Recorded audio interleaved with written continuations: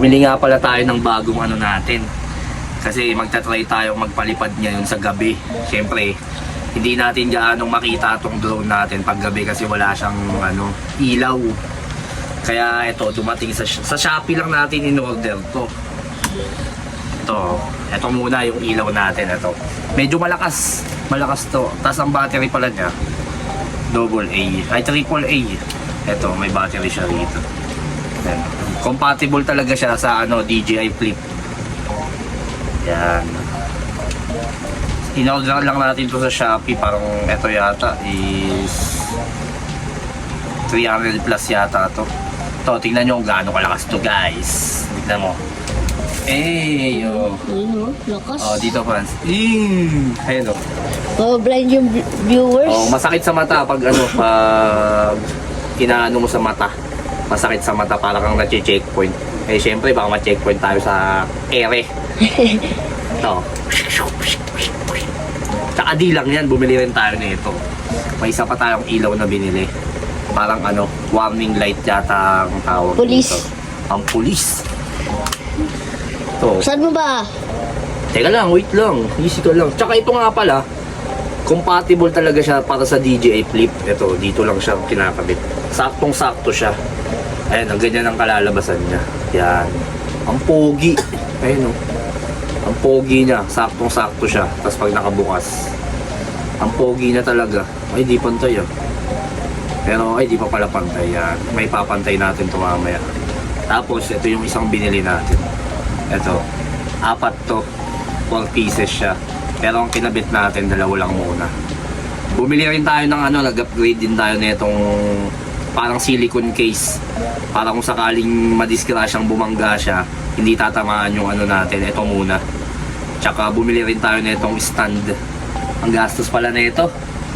Magastos to, guys. Ang dami na niyang accessories, dami ko na nabili.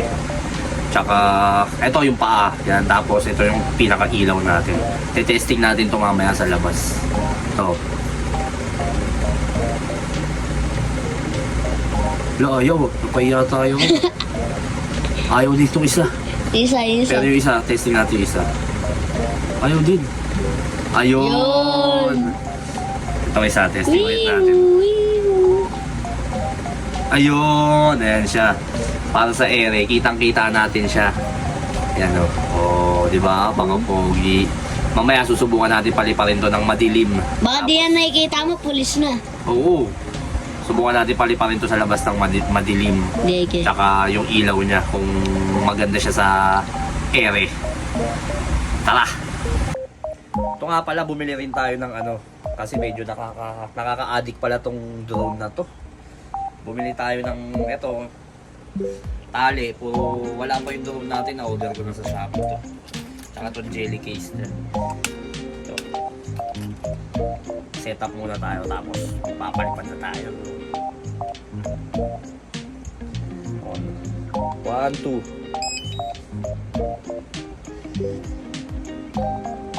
Pose, friends. Ito, kakabit naman natin yung ilaw na natin dito para makita nyo yung kalalabasan niya. Pogi.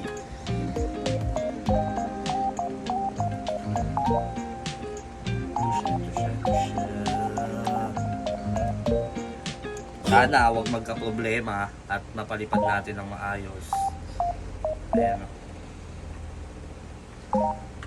Ano naman to? Parang feeling ko saktong-sakto talaga siya ito. Compatible talaga siya, nakalock siya rito sa ano niya, pinaka drone niya. Ayan. Tapos center din yung ilaw niya. Ayan, testing na natin ha. Ibuka na yan. Ayan ang itsura niya.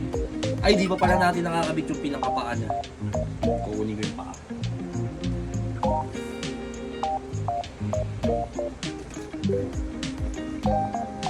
Ito yung pinakapaa niya rito.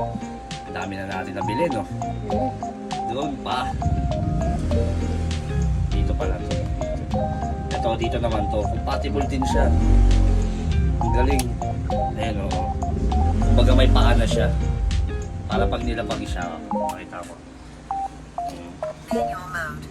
Yan, di ba? Ang pogi. Ang pogi nyo.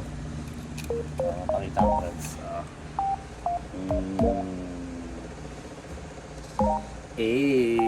Game, palipad na tayo.